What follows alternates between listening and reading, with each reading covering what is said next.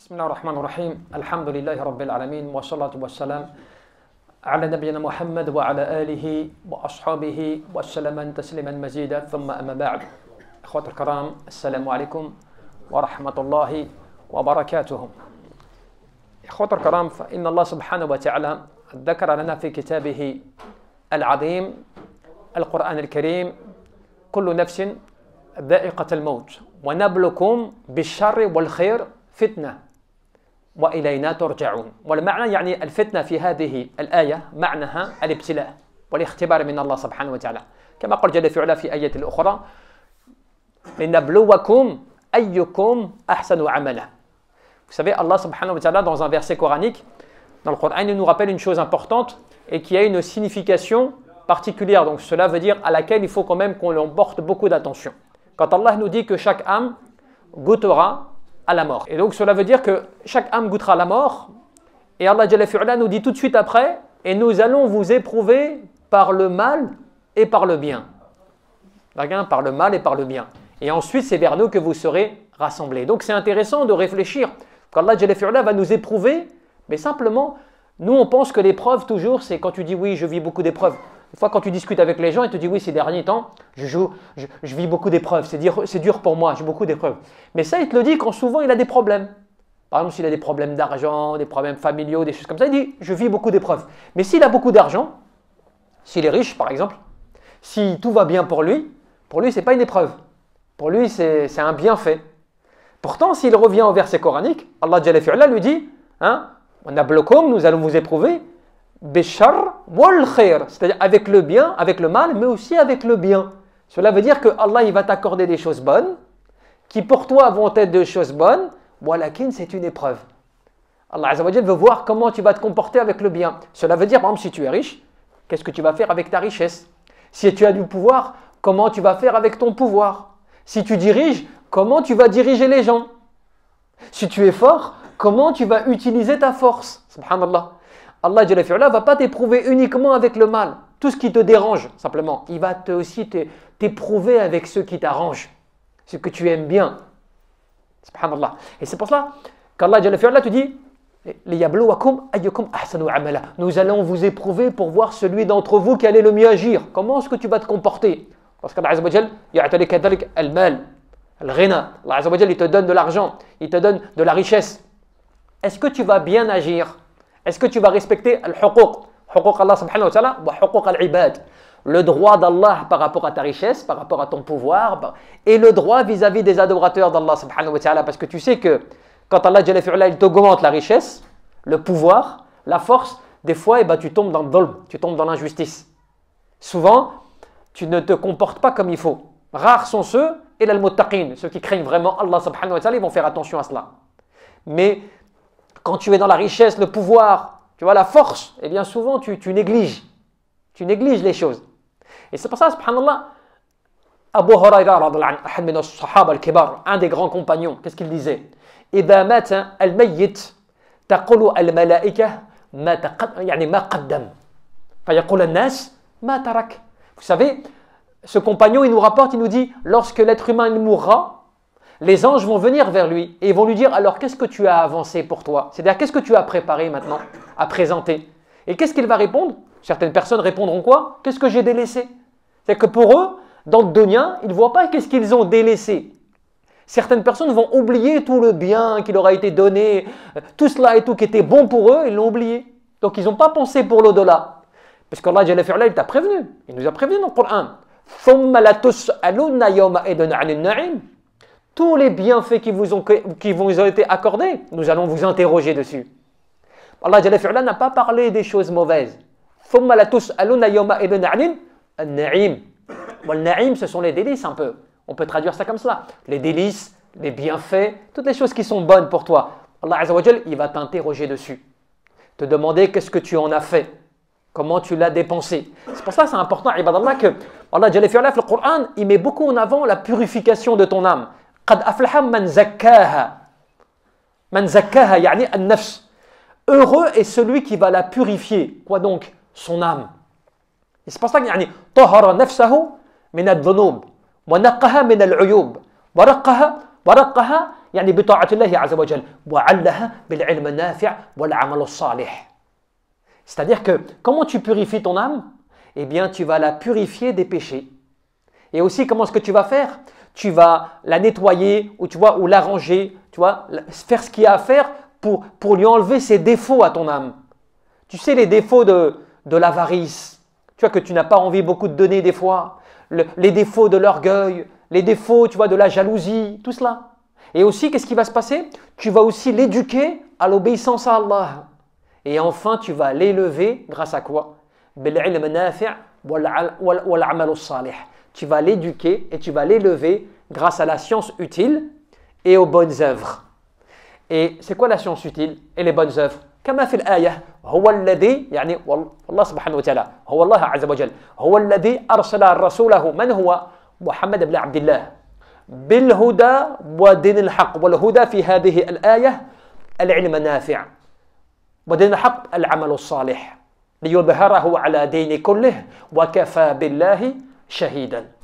Allah Jalla fi'ala t'a donné une explication. La science utile, c'est ce qui est venu avec le prophète, al-huda, la guidance. Et ad-din al-haq, dans la religion, dans le Coran, ad-din al-haq, c'est quoi? Eh bien, c'est les bonnes œuvres. Donc, c'est important, ibadallah, de comprendre qu'Allah Jalla fi'ala, quand il te donne de l'argent, il te donne des biens, il te donne tout cela, il faut que tu essaies de les purifier. Et comment tu purifies cela? En faisant des aumônes, de sadaqat. Tu essaies de faire du bien avec ton argent. Surtout de cotiser et de donner pour ce qui va te servir après, yani après la mort. Rappelle-toi ce verset, lorsqu'Allah Jalla fi'ala te dit Ya ayyuhalladhina amanu la tulhikum amwalukum wa la awladukum an dhikrillah wa man yaf'al dhalika fa ulaika humul khasirun wa anfiqu mimma razaqnakum min qabli an ya'ti ahadakum al-maut fa yaqula rabbi lawla akhartani ila ajalin qarib fa asaddaqa wa kunna min as-salihin wa la yu'akhkhiru Allahu nafsan idha jaa ajaluha wallahu khabirun bima ta'malun. Ces versets sont très importants parce qu'il te resitue ta situation d'être humain dans ce bas monde. Regarde bien. Allah Jalla fi'ala te dit, ô vous les croyants, que vos biens, al-amwal, que vos biens et vos enfants ne vous détournent pas du rappel d'Allah. Le fait que tu sais, quand on dit les enfants et les biens, c'est pas toujours. Tu penses que oui, c'est mes enfants, mon fils, ma fille. Des fois, cela veut dire, al-amwal, c'est une description de ta richesse. De ton argent. Par exemple, le fait que tu vives bien, que tu es dans un bon pays, que tu as ta maison, que tu as un bon travail. Tout cela, ça fait partie de la richesse qu'Allah Azza wa Jal t'a donnée. Donc il te dit, attention que cela, ainsi que quand tu t'es marié, ou tu as des enfants, ou tu as une grande famille, que tout cela ne te détourne pas du rappel d'Allah. Pourquoi? Allah Jalla fi'ala te dit, parce que sinon, ce sont eux les perdants. Dès que tu t'es détourné d'Allah, à cause de ton argent, à cause de tes biens, eh ben tu peux faire partie des perdants. Les perdants, ce sont ceux qui, yawm al-qiyamah, ils n'ont rien à présenter, ils n'ont rien à donner. Et regarde, Allah Jalla fi'ala te met en garde, dit que vous ne soyez pas comme celui qui, lorsque la mort viendra à lui, il dira, ô Seigneur, accorde-moi un court délai. Dans le verset coranique, Allah Jalla fi'ala parle d'un court délai. Tu sais pourquoi faire? Tu le dis, hein, dans le verset, il l'a dit. Hein, afin que je puisse revenir et faire les aumônes et les bonnes œuvres que j'ai délaissées. Trop tard. Allah Jalla fi'ala te répond, il te dit, il n'appartient plus à Allah Azza wa Jal d'accorder un délai lorsque la mort est venue. C'est fini. Tu n'auras que tes regrets. Pourtant, l'âme, elle le dit. Et quand Allah Jalla fi'ala te donne cette parabole dans le Coran, c'est pour te dire que des gens parleront comme cela. À la mort. Ils diront, oh Allah, donne-moi un court délai. Un court délai, pas une longue vie. Hein. Si tu as vécu 60 ans, ou 70 ans, ou 50 ans, ou 80 ans, tu ne demandes pas qu'Allah Jalla fi'ala te redonne ta vie entière pour que tu recommences. Non, non, un court délai. Un court moment, que je puisse, pendant ce court moment, profiter, jour et nuit, de dépenser mon argent, de faire des bonnes œuvres que j'ai oublié de faire. C'est pas que j'ai oublié de faire, c'est qu'Ad-Dunya m'a trompé. Ad-Dunya m'a trompé. المال والبنون زينة الحياة الدنيا إنا جعلنا ما على الأرض زينة لها لنبلوهم أيهم أحسن عملا. Ce bas monde, il m'a décoré, il s'est embelli pour moi. J'ai trouvé cela très beau, très bien, attirant, tous les désirs, tout cela, j'en ai profité. et j'ai oublié mon argent, mais c'est pas mon argent. Wallah Jalla fi'ala me l'a donné, mais j'ai oublié de dépenser, tu vois, de donner pour Allah Azza wa Jal, d'oublier qu'Allah Tabaraka wa Ta'ala me demande Man yuqrib Allahu qaradan hasana yud'if Allahu wa lahum ajrun karim. Celui qui fait un prêt à Allah, parce que l'argent que tu donnes, hein, c'est un prêt. Celui qui fait un prêt à Allah Azza wa Jal, Allah va lui augmenter et en plus, il aura une grande récompense. Sauf que nous, l'être humain, quand on se dit ça, alhamdoulilah, tu sais, quand tu t'entends ce rappel-là, des fois, nous, ça va nous réveiller. On va se dire, subhanallah, c'est vrai qu'il faut que je me pose la question. C'est vrai que je suis négligent. C'est vrai que je ne fais pas attention. J'oublie, subhanallah. Et parce que ça fait partie de l'insan. Pourquoi Allah Jalla fi'ala a appelé l'être humain al-insan? Parce qu'il y a en effet, ma'na al-insan yansa. Parce que l'être humain, à la base, la racine de l'insan, c'est l'oubli. L'être humain, il oublie. Donc c'est pour ça que le Coran, un des noms du Coran, c'est ad-dhikra, le rappel. Allah Jalla fi'ala, il est là pour te rappeler. Quand tu lis le Coran tous les jours, pourquoi? C'est pourquoi? Pour te rappeler, de ne pas oublier. Allah Jalla fi'ala te donne des paraboles. Regarde l'être humain, comment il se plaindra. Regarde comment est-ce qu'il oubliera. Et Allah Jalla fi'ala te dit فَلَا تَنَالُوا الْبَرَّ حَتَّى تُنْفِقُوا مِمَّا تُحِبُّونَ وَمَا تُنْفِقُوا مِنْ شَيْءٍ فَإِنَّ اللَّهَ بِهِ عَلِيمٌ. Vous n'atteindrez jamais la piété. Allah Jalla fi'ala nous dit, vous n'atteindrez jamais la piété jusqu'à temps que vous dépensiez ce que vous chérissez le plus. Mimma tuhibbun. Et il y a quelqu'un, Ahmed min al-Mashayikh, il m'a dit une fois, il m'a dit, tu sais ce que ça veut dire? Mimma tuhibbun. Tu veux que je te donne un exemple? Et donc j'ai dit, j'aimerais bien. Il m'a dit, actuellement, qu'est-ce que tu as de plus cher que tu as avec toi? Alors moi je lui donne un exemple, je lui dis voilà, ça j'aime bien que j'aime. Il m'a dit bah tu vois ce que tu aimes le plus là, eh bien cela tu vas le donner. Tu y tiens beaucoup, soit tu as du mal à ce truc là, tu l'aimes beaucoup. Eh bien c'est ce que tu aimes le plus là, pas ce que tu aimes pas trop. Parce que des fois quand tu veux faire une aumône, toi, tu vas donner des vêtements, des comme ça, mais tu vas fouiller au fond de ton placard. Tu sais des vêtements que tu n'as pas mis depuis 3 ans, 4 ans, même tu vas descendre, tu vois, à la réserve. Je vais aller voir ce qui traîne. Peut-être quelque chose qui va, tu vois, un outil qui ne marche pas bien, tu vois, un vêtement qui est un peu troué. Je vais donner ça. Non, c'est comme si, imagine, tu vas acheter une paire de baskets et ensuite tu rencontres quelqu'un qui a besoin de vêtements et toi, la paire de baskets que tu as achetée mais qui t'a fait plaisir et tu sais, tu as donné un petit peu d'argent, eh bien c'est cette paire de baskets-là que tu vas donner. Alors là, même ma tuhibbun, là tu donnes ce que tu aimes.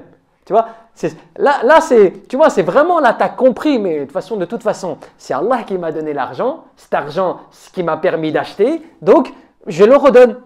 Finalement, c'est pas que, faut pas que, et l'être humain, nous, à 3 fois sur 4, on ne pense pas comme ça, parce qu'on pense que l'argent, on le mérite. Non, l'argent, c'est moi. Non, j'ai eu du mal à acheter. Mais c'est Allah Jalla fi'ala qui nous a tout donné du début jusqu'à la fin. Mais on a oublié ça. Et c'est pour ça qu'Allah Jalla fi'ala, mimma tuhibbun, au point que l'ulama tafsir, ils t'ont donné cette explication du verset. Ils t'ont dit, فلا تنالوا بر ربكم حتى تنفقوا مما يعجبكم ومما تهوون من أموالكم jusqu'à temps que vous donniez vraiment parmi vos biens qui vous sont le plus chers. Parce que toi, tu donnes beaucoup d'importance à cela. Tu donnes beaucoup d'importance. Imaginons, même avec un repas, tu vas acheter un repas, tu as faim, tu es parti au travail, tu es parti acheter un repas. Sur le chemin, tu rentres, il y a quelqu'un qui te dit « Est-ce que tu n'aurais pas un petit peu à manger, s'il te plaît ?» Tu as ton sac comme ça de nourriture que tu viens… Et tu as faim toi-même parce que tu es parti travailler. Tu as un creux. Eh bien, tu lui dis « Vas-y, prends. » Tu vois? Pourtant, tu le chéris, cette chose-là. C'est une petite chose. Mais tu ne sais pas qu'est-ce qui va te sauver, Yawm al-Qiyamah. Tu ne sais pas qu'est-ce qui va te sauver. Peut-être c'est ce petit repas que tu as donné. Peut-être c'est une grande somme. Peut-être c'est un investissement important. Peut-être c'est une mosquée que tu as construite. Bien sûr, tu ne sais pas. Et c'est pour cela, subhanallah, que le prophète, quand lui-même, il vivait ces choses-là, parce que vous savez que le prophète, il voyait, lui, des choses. Par exemple, il pouvait parler à ses compagnons, et quand il parlait à ses compagnons, il pouvait avoir une vision de l'enfer ou du paradis, sans que ses compagnons ne le voient. Ce qui fait qu'il pouvait être particulièrement affecté. Et c'est pour cela que dans un hadith, il nous rapporte, il nous dit, فذكر النبي صلى الله عليه وسلم النار فأشاح بوجهه فتعوذ منها ثم ذكر النار فأشاح بوجهه يعني أعرض كذلك بوجهه فتعوذ منها ثم قال فاتقوا النار ولو بالشق تمرة أو بكلمة طيبة. Le prophète un jour à ses compagnons il commence à parler de l'enfer Et dès qu'il passe de l'enfer, il tourne son visage comme ça, tu vois. Il est en train de parler, puis après il détourne son visage. Et ensuite il recommence encore. Il commence à rementionner l'enfer et il retourne encore son visage, tu vois. Il détourne son visage. Et ensuite après il recontinue et il dit « Craignez l'enfer, ne serait-ce qu'en donnant en aumône la moitié d'une date. Et si vous n'y arrivez pas, alors une bonne parole. » Et donc les ulama nous disent que parce que des fois il pouvait être confronté à voir visuellement la situation qu'il mentionnait, qu'il le faisait détourner son visage, ou qu'il voyait une scène que les gens ne voyaient pas, parce qu'il était Nabi Allah Azza wa Jal, l'envoyé d'Allah. Donc il voyait des choses que les autres ne voyaient pas. Et il mentionnait par exemple l'enfer et il pouvait voir cela. Au point que tu sais, certains compagnons disaient « Ya Rasulallah, des fois quand on est avec toi, on voit le paradis et l'enfer. » Par rapport à quoi? Pas visuellement. Ils étaient tellement imprégnés par le rappel qu'ils avaient l'impression de voir de leurs yeux le paradis et l'enfer. C'est ça, subhanallah. Et dans ce même hadith, dans une riwaya autre, dans une autre version, le prophète te disait quoi? Il te disait Ma min ahadin illa sayukallimuhu rabbuhu wa laysa baynahu wa baynahu tarjuman. Il disait il n'y en a pas un d'entre vous. Regardez, c'est quand même impressionnant cela quand il nous dit cela. Il nous dit il n'y en a pas un d'entre vous qui ne va à un moment devoir parler avec son Seigneur. Et entre lui et Allah, il n'y aura aucun, on va dire, traducteur. Tu seras en direct. Tu vas parler avec Allah en direct. Et tu sais ce qu'il dit? Il dit فَيَنْظُرُ أَيْمَنَ مِنْهُ فَلَا يَرَى إِلَّا النَّارِ. أو يعني فَلَا يَرَى إِلَّا مَا قَدَّمَ مِنْ عَمَلِهِ وَيَنْظُرُ أَشْأَمَ مِنْهُ فَلَا يَرَى إِلَّا مَا قَدَّمَ يعني من عمله وَيَنْظُرُ بَيْنَ يَدَيْهِ فَلَا يَرَى إِلَّا النَّارِ تِلْقَاءَ وَجْهِهِ. Et il dira, l'homme sera dans cette situation et à un moment, il va regarder à droite. Ça, c'est l'Yawm al-Qiyamah, le jour de la résurrection. Il regardera à droite et il verra toutes les œuvres qu'il a faites. Et il regardera à gauche et il verra toutes les œuvres qu'il a faites. Et ensuite, il va regarder devant lui et il va voir le feu. Il va voir le feu de l'enfer. Cela pour dire quoi? Pour dire qu'il va se retrouver dans une situation où il va être en jugement. Et donc là, il devra exposer tout ce qu'il a fait. À droite, ses œuvres, à gauche, ses œuvres, et en face, il y a le feu. L'air de dire, quelque part, l'exposition maintenant à la réalité des faits. Et on verra si, bien sûr, la personne est sauvée ou pas sauvée. Et c'est cela, c'est juste après que le prophète dit quoi? Dit « Fattaqun nar walaw bishaqqi tamra » Faites l'aumône pour vous protéger du feu, faites l'aumône ne serait-ce de la moitié d'une date. Quand tu réfléchis, la moitié d'une date, qui ça nourrit? Est-ce que c'est vraiment utile pour une personne, la moitié d'une date? Non, ce n'est une demi-date. Ce n'est pas ça le principe. L'idée, c'est quoi? C'est de dire, qu'est-ce que tu as à donner? Ce que tu peux donner, eh bien, ne les néglige pas, donne-le. Ce que tu as au minimum, donne-le. Ne néglige pas cela. Et au point qu'il te dit, si tu n'as pas cela, ou bi kalimatin tayyibah, c'est-à-dire, au moins fais une bonne parole. Une bonne parole, c'est-à-dire, tu vas conseiller quelqu'un. Tu vas réconforter quelqu'un, tu vas donner un bon conseil, tu vas essayer de porter une bonne parole. Pourquoi? Tu sais, parce que al-kalimatu tayyibah sadaqa, parce que même la bonne parole, c'est une aumône. Tu sais, quand tu vas voir quelqu'un qui te demande un conseil et que toi, tu lui donnes un conseil, si tu es sincère dans ton conseil, eh ben, tu as fait une aumône. Nous, on néglige cela. Mais des fois, quand quelqu'un il a besoin de toi, tu lui dis, attends, je vais te conseiller. Un petit peu, écoute-moi un petit peu, voilà, fais ceci, fais cela, tu vas le conseiller, tu vas l'aider. Eh bien, tu as fait une sadaqa, tu as fait une aumône. Sauf que tu n'en es pas rendu compte. Pour toi, c'était juste comme cela, j'ai parlé comme cela. Mais quand tu mets la bonne intention, la bonne intention dans les bonnes œuvres, tout peut être à ton avantage. Tout peut être à ton avantage. Et c'est pour cela, subhanallah, qu'il nous est mentionné. Et cela aussi, c'est quelque chose qu'on doit réfléchir. Quand Allah Jalla fi'ala nous expose cela, il nous parle du fait quand tu vas être éprouvé par le bien, par le mal, que tu vois, tout cela et tout. Cela veut dire quoi? Cela veut dire, ça te rappelle, lorsque, eh bien, le prophète, alayhi salatu wa sallam, nous rappelait qu'il y aura une époque, vous savez, il y a un moment, une époque, parmi les signes de la fin des temps, eh bien, il y a des gens qui n'auront même plus besoin d'aumône. As-sadaqat, ils en auront plus besoin. Au point que le prophète nous dit tasaddaqu, faites des aumônes, tasaddaqu, fa innahu ya'ti zamanun ar-rajul yamshi bi sadaqatihi falam yajidu man yaqbaluha. Un jour un homme, cela viendra un temps où l'homme sortira de chez lui avec son aumône. Comme des fois ça peut nous arriver, des fois tu vas aller à la mosquée ou tu vas aller au Jumu'ah et puis tu as décidé ce jour-là de faire des sadaqas ou de faire une aumône. Tu dis, je vais aller à la mosquée, je vais faire une aumône par exemple. Ou dans la rue, si je vois des gens, je sais que sur mon chemin, je rencontre des gens, je vais leur donner, je vais faire une bonne action. Et bien de la même manière, le prophète nous dit, la personne sortira de chez elle avec son aumône, avec sa sadaqa. Et il ne va trouver personne qui ne va l'accepter. Subhanallah. فيقول الرجل لو جئت بها بالأمس فقبلتها فأما اليوم لا حاجة لي بها. Et la personne lui dira, si tu étais venu hier, je l'aurais prise, mais aujourd'hui j'en ai plus besoin. Subhanallah.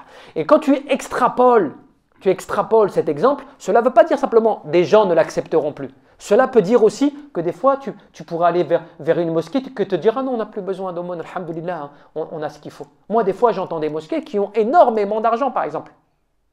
Tu sais qu'alhamdoulilah, ils ont des projets, mais ils ont de l'argent, alhamdoulilah. Donc des fois tu te dis, est-ce qu'à un moment, certaines mosquées comme dans le hadith nous diront, mais non c'est bon, alhamdoulilah, on ne sait plus trop comment faire. Des fois même, tu sais, zakat al-fitr, la zakat de la fin de Ramadan. Eh bien, des fois, tu as des gens qui veulent donner en nourriture, des gens qui donnent en argent. Mais d'autres qui veulent, ils disent non, on a trop de nourriture. On n'arrive pas à distribuer. On n'arrive pas, c'est trop difficile. Nous, on veut de l'argent, c'est plus facile parce que les gens, ils prennent l'argent, c'est plus simple. Mais la nourriture, on n'a plus besoin. Il ne faut pas ramener la nourriture. Déjà, tu te dis, alors qu'il y a quelques décennies, peut-être il y a 10 ans, peut-être il y a 20 ans, peut-être il y a 30 ans, tu ramenais la nourriture, c'était naturel. Tu donnais cela en 3 heures, tu avais tout donné. Que là, maintenant, ils refusent. La plupart des mosquées ne veulent plus la nourriture parce que c'est trop compliqué, parce qu'on ne trouve pas les gens. Non, pire que cela, parce que les gens ne veulent pas la nourriture. Ils veulent de l'argent, ils ne veulent pas la nourriture. Donc le besoin, ce n'est pas qu'ils sont dans le besoin, ils sont dans le besoin, mais c'est pour dire que les besoins sont différents maintenant. Donc ça te donne un signe qu'il viendra une époque, peut-être que même l'argent, ils n'en auront plus besoin parce qu'ils ont déjà des gens qui leur donnent des sadaqat. Peut-être qu'il y a des voisins qui vont leur donner tous les jours. Après, à part les avars, peut-être les avars qui vont garder cela mais pour dire, subhanallah, viendra cette époque. Il ne comme cela. Yani man khafa maqama rabbih wa naha an-nafsa 'anil hawa. Celui qui, tu vois, qui a peur de se présenter devant son Seigneur et qui, grâce à cela, qu'est-ce qu'il fait? Eh bien, il empêche ses passions de tomber dans le haram. Bon, les ulama tafsir te disent, فهو الرجل يهوم بالمعصية فيذكر مقامه للحساب يعني اليوم القيامة أمام الله سبحانه وتعالى يعني اليوم لا ينفع مال ولا بنون وكذلك يعني اليوم لا ينفع فيه بيع ولا خلة ولا شفاعة إلا من أتى الله بقلب سليم إلا ما أتى بقلب منيب. Tu sais, la personne, comme dans le verset coranique, finalement. C'est-à-dire que la personne, à un moment, eh bien, elle craint tellement Allah, de rencontrer Allah, que, eh bien, elle s'interdit de tomber dans le haram grâce à cela. Et les ulama te disent, c'est la personne qui, des fois, tu sais, elle a envie de faire un péché. Elle a envie de faire un péché. Et puis, soudainement, elle se rappelle qu'elle devra présenter des comptes. Qu'elle devra rendre des comptes, eh bien, de ce péché. Qu'est-ce qu'elle fait? Fayatarakuha. Elle délaisse le péché. Là, tu t'es rappelé. Tu vois, là tu t'es rappelé de ce qu'il en est. Mais Allah Jalla fi'ala t'a donné des moyens de te corriger pour éviter cela. Comme dans Surat Al-Kahf. فَلَا تُطِعْ مَنْ أَغْفَرْنَا قَلْبَهُ عَنْ ذِكْرِنَا وَاتَّبَعَ هَوَاهُ وَكَانَ أَمْرُهُ فُرُطًا. N'obéis pas à celui dont nous avons rendu le cœur, comment? Nous avons rendu ce cœur négligent, insouciant, et qui suit ses passions. Il suit ses passions et il fait partie de ceux qui transgressent les limites. C'est pour ça qu'il faut faire attention, ibadallah. Tu vois les fréquentations des fois que tu as, les amis que tu as, des proches que tu as, ou l'aïla, la famille. Tu as de la famille que tu vois tout le temps. Mais ces gens-là, qu'Allah Azza wa Jalla nous en protège, des fois certains, eh bien, Allah Tabaraka wa Ta'ala a rendu leur cœur négligent. C'est-à-dire, ils n'entendent pas le rappel, ils n'écoutent pas le rappel. Ça ne les intéresse pas. Mais toi, tu les fréquentes beaucoup. Et à cause de cela, sans t'en rendre compte, il t'emmène doucement, doucement, il t'éloigne de la bonne voie. Tout doucement. Mais toi, tu ne vois pas que tu es en train de trébucher, tu es en train de glisser. Mais tu ne le vois pas parce que c'est des gens que tu connais bien. C'est des gens qui te sont proches. Donc toi, tu ne te vois pas leur dire, écoute, s'il te plaît, j'ai pas le temps de rester avec toi. Ou non, non, viens pas à la maison. Ou non, ne m'appelle pas. Ou non, je ne vais pas avec toi. Tu vois pas leur dire ça, parce que si tu leur dis ça, pour toi, tu te dis, je dis ça va faire une grosse embrouille, et puis c'est la famille qui va s'en mêler, et puis moi, j'ose pas lui dire. Oui, tu n'oses pas lui dire maintenant. Tu n'oses pas lui dire maintenant. mais tu vas le regretter après. Si tu tombes bas et tu n'arrives pas à revenir, si tu as chuté et que tu ne vois pas que tu as chuté, eh bien, Yawm al-Qiyamah, tu ne pourras pas dire oui, c'est de sa faute à lui. Hein. C'est lui qui m'a égaré. Allah Jalla fi'ula, tous les deux, il vous prendra. Tous les deux. Pourquoi? Parce qu'il nous a mis en garde. Hein, fala tuti', n'obéis pas à celui dont nous avons rendu son cœur négligent et qui suit ses passions et qui est outrancier, qui dépasse al-hudud, les limites d'Allah Jalla fi'ula. Il les dépasse tout le temps, constamment. Et toi, tu le suis. Comme on l'a expliqué dans le dars précédent de la semaine dernière, quand on parlait de khutwat al-shaytan, tu vois, de suivre les pas de Satan.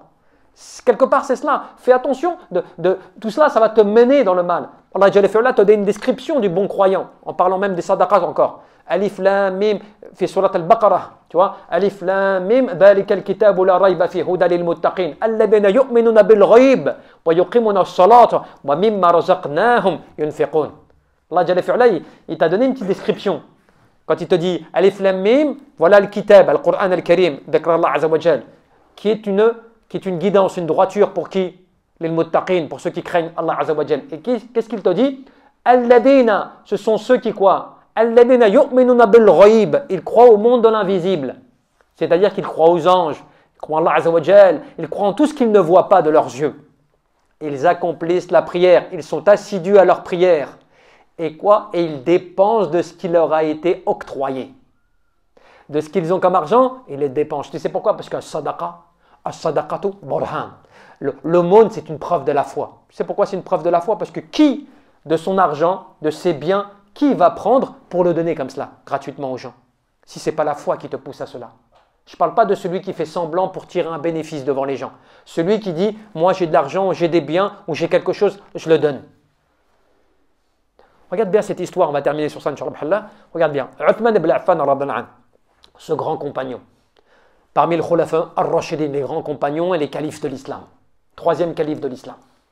Lui, c'était un compagnon qui était riche. C'était un compagnon qui avait de l'argent, il avait des commerces et tout, il était riche. Subhanallah. Et c'est pour cela que quand tu lis Surat al-Nabawiyya, la vie prophétique, tu verras que ce compagnon, il a toujours été parmi les premiers à vouloir dépenser son argent pour Allah Azza wa Jal. Et on dit que Uthman, même après ça, Allah Azza wa Jal lui a donné la baraka, il a retrouvé de l'argent. Au point même qu'un jour, subhanallah, à Médine, il y a un puits qui s'appelle Roma. Ce puits-là, il existe jusqu'à maintenant. C'est un puits qui dessert de l'eau à Médine. Et à l'époque du prophète, eh bien, il y avait un homme qui détenait ce puits-là, c'était pas un musulman. Et qu'est-ce qu'il faisait? Il vendait l'eau aux musulmans de Médine.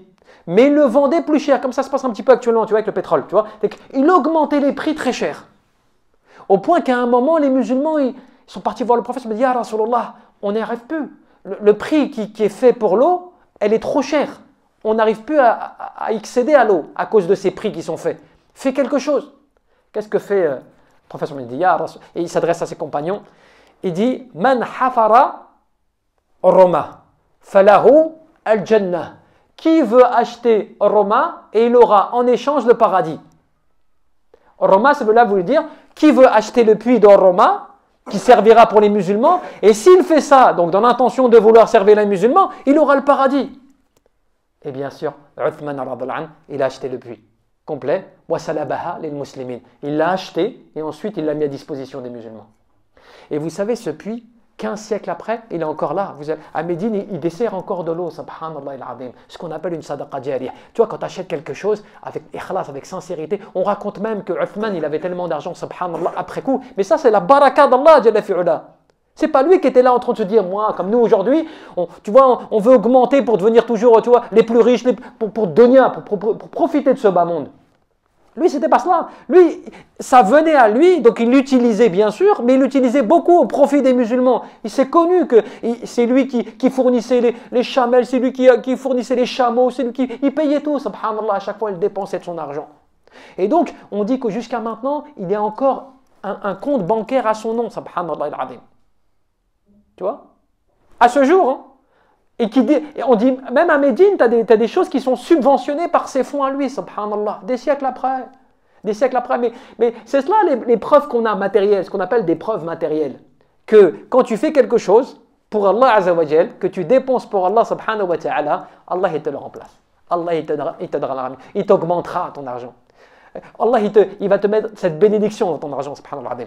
Et ce puits-là, Uthman, vous savez, parce qu'il avait vécu après des difficultés, des fitnas, ce qu'on appelle des tentations, des épreuves à l'époque de son khalifa. Au point même que des insurgés, il l'avaient en fait justement coincé chez lui, pour pas qu'il sorte et des choses comme ça, parce qu'ils étaient en désaccord. Ça, c'est une longue histoire. Mais on l'avait même privé que les gens lui ramènent de l'eau. Parce qu'il s'était opposé à lui, qu'il lui ramène de l'eau. Et l'eau, à la base, lui-même l'avait rappelé aux gens, a dit, vous êtes en train de m'interdire que je sois ravitaillé en eau, alors que l'eau que vous utilisez, c'est le puits que j'ai acheté pour les musulmans.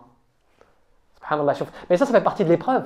C'est l'épreuve. Elle est petite là, mais Allah Azza wa Jal. Lui, là, tu vois, les compagnons étaient prêts à le défendre là, à cette époque. Tous, ils étaient avec lui. Mais lui n'a pas voulu faire de discorde. Il n'a pas voulu que les musulmans entre eux s'entretuent. Il n'a pas voulu qu'il y ait de guerre. Donc, il a accepté la situation jusqu'au point, malheureusement, que ça lui a coûté sa vie. Mais parce qu'il savait que le prophète lui avait annoncé de toute façon qu'il mourrait martyr. Subhanallah. Puisqu'il avait annoncé sur la montagne d'Uhud. Il l'avait déjà prédestiné pour lui. Donc il le savait. Au point même, regardez bien, subhanallah, Uthman ibn Affan, lorsque des compagnons ont parlé avec lui, ils lui ont dit, Ya Uthman, pourquoi est-ce que tu restes comme ça, tu refuses l'aide, tu refuses qu'on intervienne, tu refuses quoi que ce soit. Il fait, parce que c'était pendant le mois de Ramadan, subhanallah, ça lui arrivait ça en plein mois de Ramadan. Et il disait, parce que dans la nuit, je sais que là je vais partir. Je dis, mais comment tu le sais? T'as pris un rendez-vous? Est-ce que Ar-Rasoul t'a donné un jour précis où tu allais quitter ce bas monde? Comme ça, les gens ont été étonnés qu'ils disent je vais partir. Il disait ça le jour où ça lui est arrivé. Il dit non, parce que dans la nuit, j'ai rêvé et j'ai vu dans mon rêve le prophète Mohammed et Omar ibn Khattab. Et ils m'ont dit aujourd'hui, tu vas rompre ton jeûne avec nous. C'est-à-dire, yani, fais le Jannah. Et c'est le jour en fait où il a été assassiné. Et les ulama ils disent, parce que vous savez que le songe, c'est un des 46 piliers parmi les 46 piliers de la prophétie, de Nubuwah, que le prophète a dit qu'il resterait après moi. Que le croyant, quand il fait un songe, des fois, qui n'est pas un rêve comme ça où tu rêves un petit peu de n'importe quoi, non, tu rêves de choses sérieuses, tu vois, des fois où tu sens un message, tu sens que c'est une vérité, quelque chose qui est passé. Eh bien, lui, il a vu cela. Dans un rêve, dans la nuit, de ce qui lui était arrivé dans la nuit, il a vu le prophète dans son rêve avec Omar ibn Khattab qui lui ont dit, Ya Uthman, est-ce que ça te va qu'aujourd'hui tu vas rompre ton jeûne avec nous? L'air de dire tu vas nous rejoindre, subhanallah. Parce que c'était le jour où il devait partir. C'est le qadar. Allah Jalla fi'ala, quand il décide une chose, kulli shay est décrété par Allah subhanahu wa ta'ala. Allah a décidé comme cela. Mais pour que ça nous reste dans l'histoire, pour qu'on comprenne le processus de l'histoire, qu'on comprenne qu'Allah Jalla fi'ala a décidé que les choses comme cela, c'est des épreuves par le bien, par le mal. Pourtant, Uthman, c'était à l'unanimité. Les gens de l'époque savaient qui il était. Mais subhanallah, pour te dire, tu vois, ne perds pas de vue que ce que Allah il te donne, en argent, en bien, en pouvoir, c'est une épreuve. Dans le bien comme dans le mal. Dans les deux cas. Après, c'est à toi de te rappeler, l'objectif dans tout cela. Tu vois, Wallahu a'lam. ونسأل تبارك وتعالى أن يرزقنا الإخلاص في القلب والعمل والنية اللهم